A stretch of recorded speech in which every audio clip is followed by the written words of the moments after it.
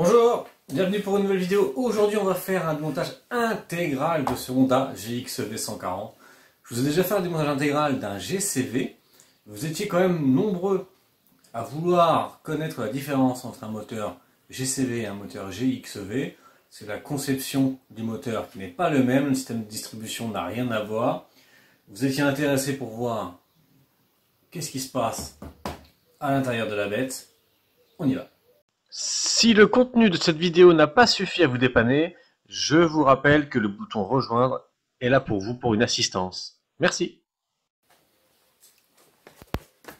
Alors il y a certaines choses que je vous ai déjà montrées, donc je ne vais pas perdre trop de temps à vous expliquer ou vous montrer des choses que vous connaissez déjà.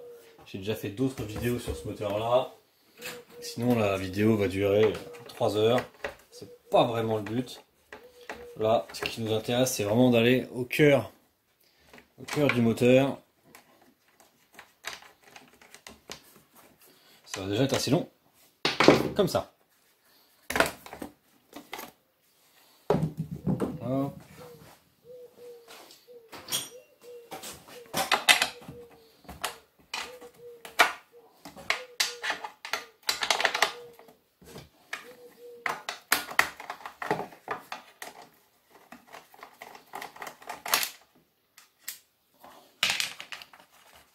Alors c'est pas un moteur que je vais remonter, hein. Ça c'est un moteur que je vais garder pour pièces détachées. Si je vais un peu vite au démontage et que je prends pas vraiment soin de ce que je démonte, c'est parce que il sera pas remonté. On l'enlève de la pipe, ça je vous ai déjà expliqué. Hop. On enlève notre réservoir. On va venir débrancher. Voilà. Ok, bon bah déjà, vous avez vu, en 30 secondes, on accède quand même à certaines choses. Choses intéressantes. Allez, on va retirer le système de carburation.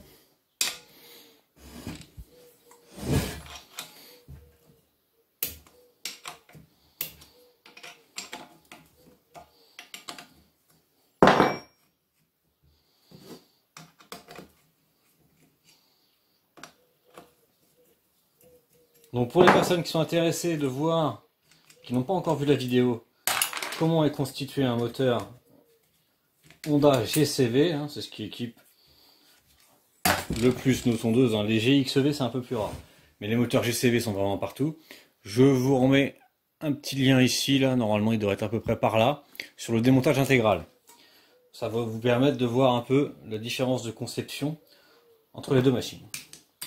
Donc là, hop, on va sauter notre durite.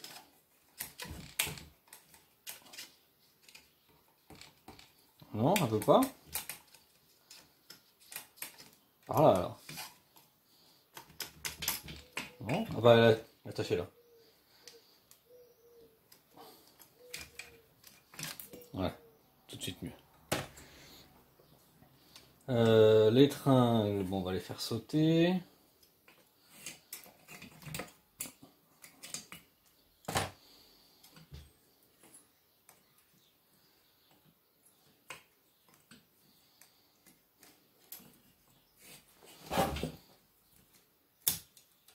Voilà, le ressort.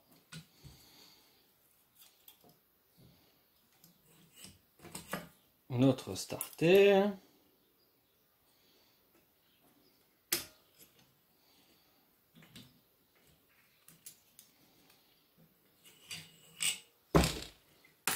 Voilà, nous voilà avec le carburateur. Légèrement différent du GCV. Le GCV n'est pas équipé d'un robinet fixé directement sur le carburateur. Il est équipé d'un robinet déporté. Il n'est pas directement sur le carburateur. Hormis ça, c'est quand même sensiblement pareil. Le starter, la tringle, enfin le volet pardon, de gaz, l'arrivée évidemment d'essence, la cuve, bon, carbu assez standard, qui ressemble bien sûr à un GCV, mais qui est quand même différent. Voilà pour la carburation.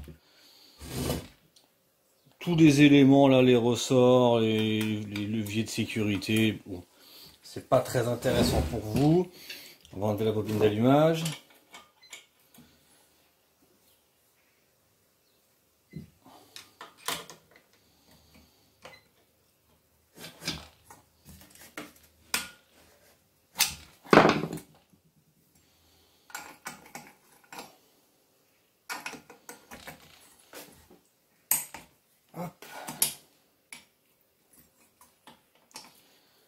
Alors en fonction des GXEV, les capots comme ça, là, les capots réservoirs seront différents. Hein.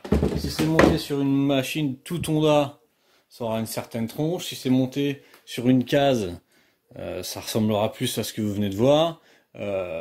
Si c'est monté sur autre chose, par exemple sur du John Deere, si je dis pas de conneries, certains modèles sont encore différents. Alors, il existe bien sûr les capots en noir, hein, mais je parle pas forcément que de la couleur, je parle de la forme. Hein.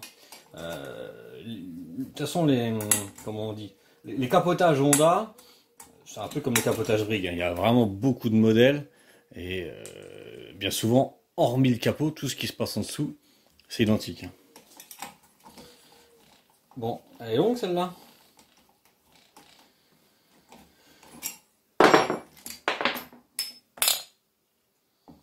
Voilà. Notre bobine d'allumage. Notre fil de mise à la masse. Voilà. On va démonter l'échappement.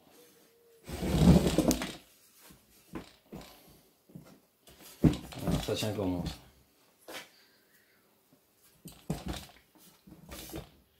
Voilà, tout simplement. Non? Ah si. Ça fait longtemps que j'ai pas démonté un échappement dessus moi.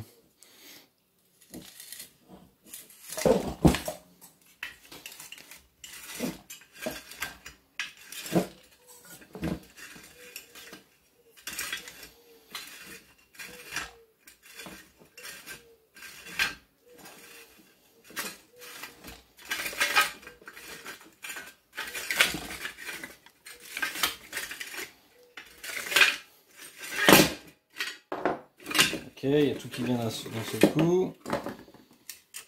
Bon bah il manquait une vis là-dessus.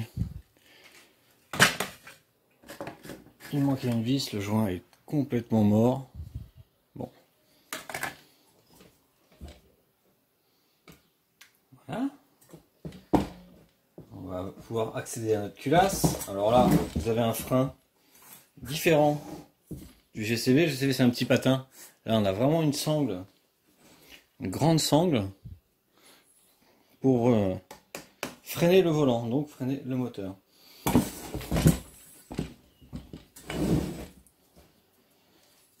Qu'est-ce qu'on va enlever? On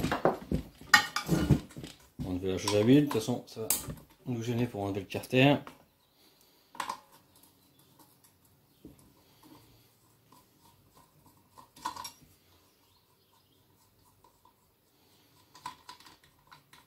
Mais je sais que c'est pas ça qui vous intéresse.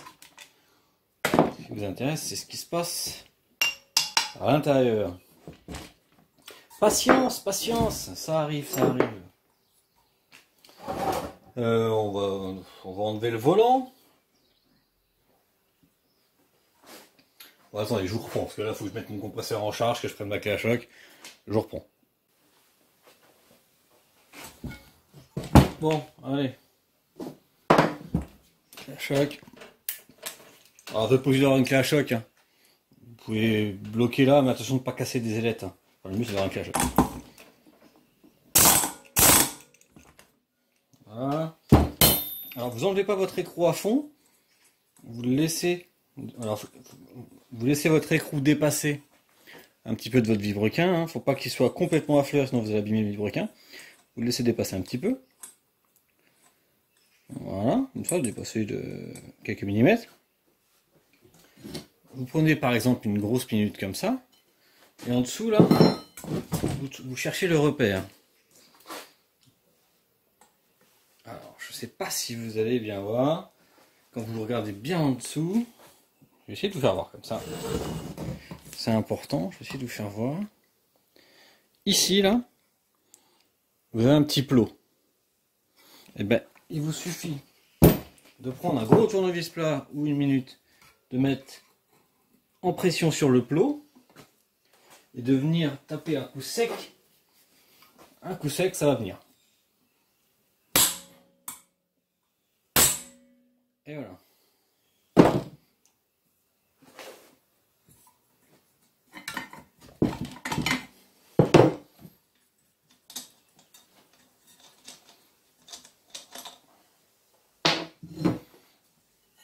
Si vraiment vous voulez pas faire comme ceci, vous achetez un arrache, mais il vous en faut un super balèze pour réussir à venir prendre sous le volant. Donc il vous faut vraiment un arrache, mais énorme, quoi.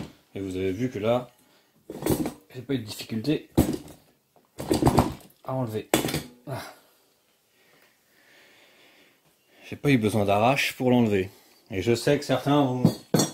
Oh là là, mon Dieu, crier au scandale, j'ai mis un coup de marteau sur un vilebrequin. Non, j'ai juste mis un coup de marteau sur un écrou.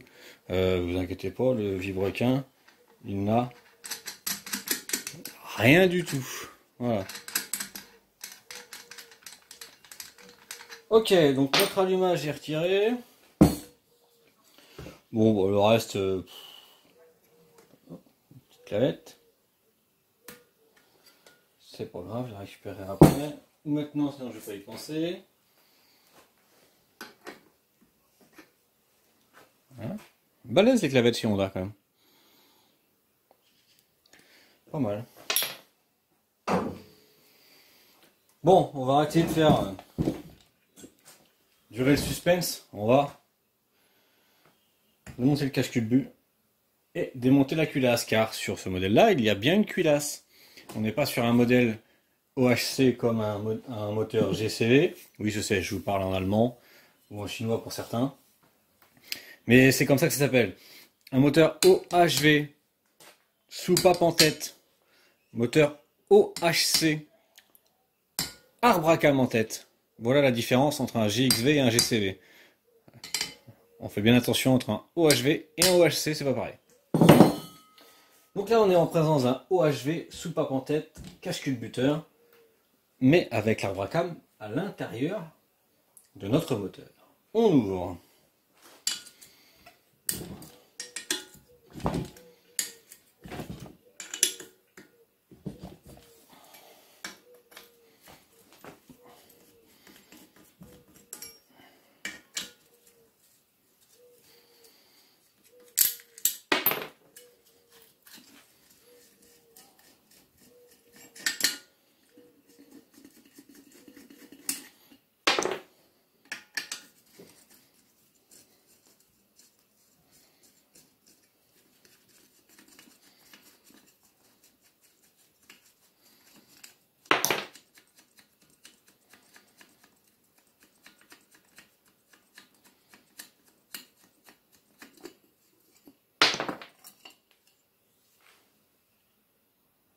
Voilà, avec un joint bien explosé. Donc nos culbuteurs, nos soupapes. Ça, c'est des choses que vous connaissez, je vous ai déjà montré. Maintenant, ce qui va nous intéresser, c'est d'enlever la culasse.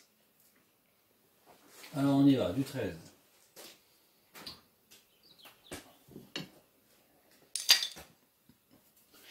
J'avais autre chose à vous montrer aussi, de très drôle. Vous n'êtes pas sans savoir que les moteurs Honda sont des moteurs japonais fabriqués au Japon. Jusqu'à là, il n'y a pas vraiment de scoop.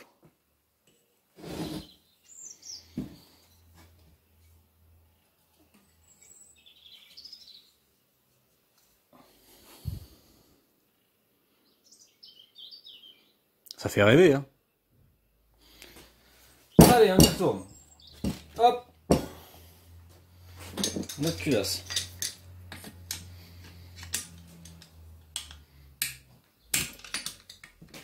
Oula, c'est quoi cette clé là?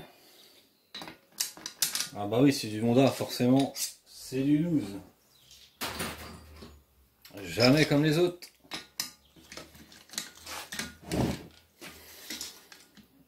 Vous savez quoi, ça va être chiant pour vous. Je démonte les 6 ou 7 vis, je les desserre, je vous reprends après.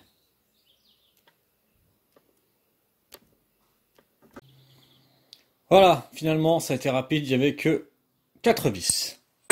On va donc pouvoir maintenant retirer notre culasse.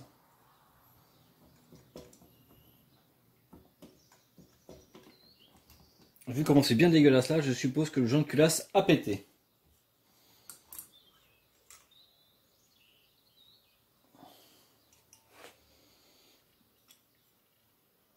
Donc nos tiges de culbuteur qui servent à actionner donc nos soupapes. Ça pousse, là ça pousse ici, ce qui fait que ça appuie ici et ça fait ouvrir donc, hop, ouvrir nos soupapes. Voilà le principe. Le joint de culasse est bien explosé. Je m'étais pas trompé. C'est bien explosé. Il manque carrément un bout. Ah oui. Ok. Le moteur est tout charbonné. Bon. Vous avez été sage jusque là, mais je pense que vous vous dites qu'il est grand temps d'aller voir ce qui se passe de l'autre côté. Le moteur est bon, par contre, c'est vraiment charbonné, hein, dis donc. J'ai une culasse explosée. Il en manque un sacré bout, hein, quand même. Il manque toute cette partie-là, finalement. Toute cette partie-là. C'est pas étonnant que cette machine-là n'avait pas de compression, elle fuyait de partout. Bon, de toute façon, c'est pas pour la réparer, c'est juste pour vous montrer. Ça, c'est le moteur que j'ai récupéré. Allez, on va maintenant regarder ce qui se passe du côté de l'arbre à cam, où là, vous allez réellement vous rendre compte de la différence entre un GCV et un GXV. On y va.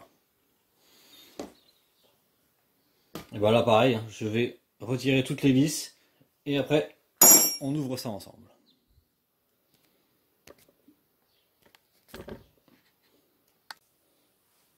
Bon, c'est parti, c'est l'heure. Toutes les vis ont été retirées. Un petit coup de marteau pour décoller le carter. On va le retourner maintenant, ça va éviter de mettre de l'huile partout. Ça a déjà commencé. On y va.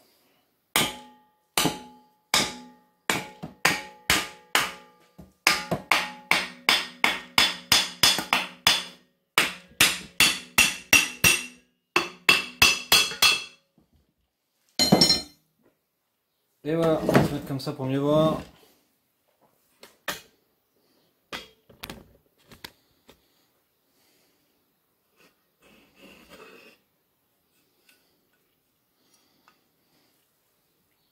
Que c'est beau.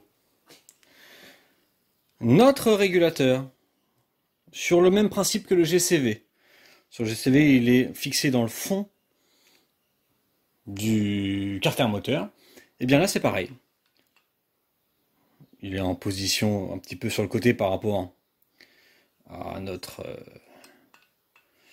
par rapport au GCV. Mais le principe est le même, fixé dans le fond du carter, voilà, avec les maslots qui viennent s'ouvrir, avec la rotation de l'arbre à cam. Ça, c'est bon pour le régulateur. Ça vient, bien sûr, la petite cam s'ouvrir. Je vous ai déjà expliqué tout ça, mais ça vient agir sur notre patte de régulation qui est ici, et qui vient faire bouger notre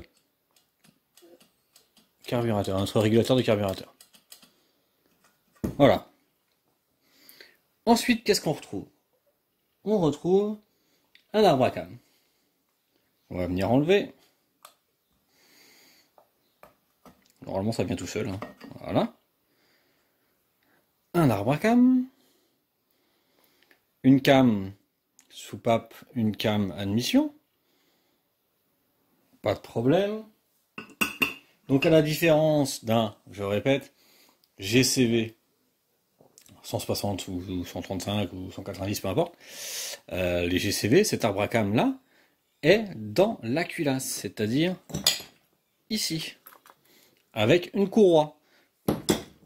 Je vous invite fortement, pour les curieux, à aller voir ma vidéo sur le démontage intégral ou sur la distribution d'un moteur GCV.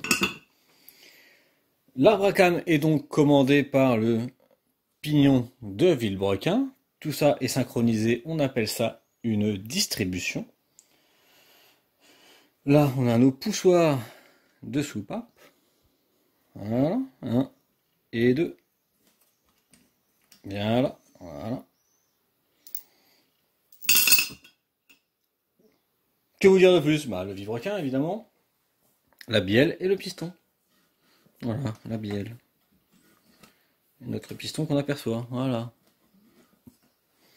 Écoutez, j'ai pas grand chose à vous dire de plus sur ce moteur-là. Ça reste un moteur, tout ce qu'il y a de plus classique, hein. Ça ressemble fortement à un moteur Brigg, hein, avec l'arbre à cam dans le carter. Par exemple, un Quantum, sauf que le Quantum, les soupapes sont sur le côté, c'est un moteur latéral, c'est pas un moteur OHV. Mais bon, je vais pas vous perdre à rentrer dans des termes techniques. Voilà ce que moi je pouvais vous dire et vous montrer sur le moteur GXV Honda. Ça a duré longtemps, j'espère que ça vous a plu, et moi je vous dis à bientôt pour une autre vidéo. Allez, à bientôt, ciao. Merci d'avoir regardé cette vidéo. Si elle vous a plu, je vous invite à vous abonner. Et si vous avez besoin d'aide, de me commander des pièces ou tout simplement de discuter avec la communauté, c'est le bouton rejoindre. À bientôt.